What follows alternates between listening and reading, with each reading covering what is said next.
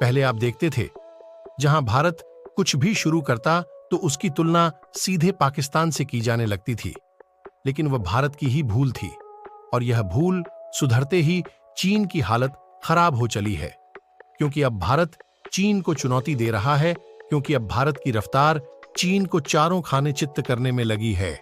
और ये हम नहीं, दुनिया की आर्थिक एजेंसियां कहने में लगी हैं कि चीन की हालत 2024 में 2023 से भी बुरी होने वाली है। जहां चीन का रियल एस्टेट मार्केट वैसे ही गहराइयां छूने में लगा है, तो आने वाले 4 साल चीन को हिलाकर रख देने वाले हैं। जहां शुक्रवार को जारी एक रिपोर्ट में IMF ने अनुमान लगाया कि चीन की इकोनॉमिक ग्रोथ इस साल 2023 में 5.2% की वृद्धि से घटकर 4.6% रह जाएगी और 2028 आते आते यह गिरकर हो जाएगी। अब आप समझिए, जो कुछ भी चीन में चल रहा है वह उसको पीछे धकेलने में ही लगा है। वही भारतीय रुपया ग्लोबल करेंसी बनने की राह पर है। कच्चे तेल की खरीद पर भारत ने रुपये में UAE को किया पहला पेमेंट, और वहीं भारत को लेकर IMF ने जो भी कहा है उससे चीन ही क्या, दुनिया का मुंह खुला के खुला रह गया है।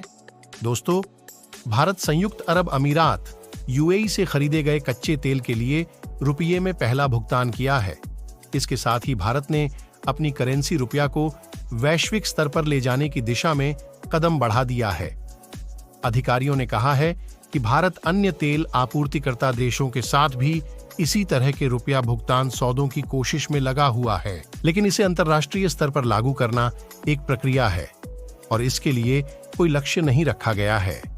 सार्वजनिक क्षेत्र की तेल company Indian oil corporation IOC ने Abu Dhabi national oil company ADNOC से 10 लाख बैरल कच्चे तेल की खरीद का भुगतान भारतीय रुपये में किया है।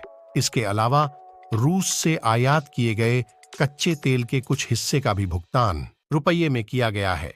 एक अधिकारी ने कहा, हमें इस बात का ध्यान रखना होगा कि तेल खरीद का भुगतान रुपये में करने से लागत न बढ़े और इसका व्यापार पर किसी भी तरह से नुकसान न पड़े। उन्होंने कहा, जहां रकम अधिक नहीं है वहां रुपये में सौदा निपटान में ज्यादा समस्या नहीं होती है, लेकिन जब कच्चे तेल का हर एक जहाज लाखों डॉलर की कीमत का हो तो समस्याएं होती हैं। भारत व्यापक राष्ट्रीय हित को ध्यान में रखते हुए स्थिति से निपट रहा है। इसके आगे अधिकारी ने कहा कि रुपये के अंतर्राष्ट्रीयकरण से डॉलर की मांग कम करने में मदद मिलेगी और भारतीय अर्थव्यवस्था पर वैश्विक मौद्रिक झटकों का कम असर होगा।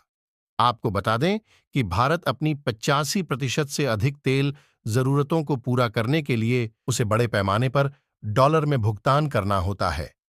पिछले साल से भारत ने तेल की खरीद का भुगतान डॉलर के बजाय रुपये में करने की व्यवस्था शुरू की है।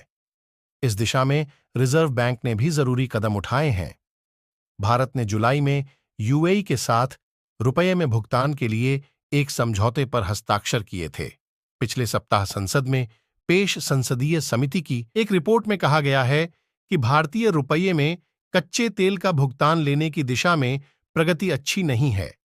इस पर अधिकारियों ने यह माना कि वित्त वर्ष 2022-23 में हालात ऐसे ही रहे हैं, लेकिन इस साल तेल का कुछ कारोबार रुपये में हुआ है।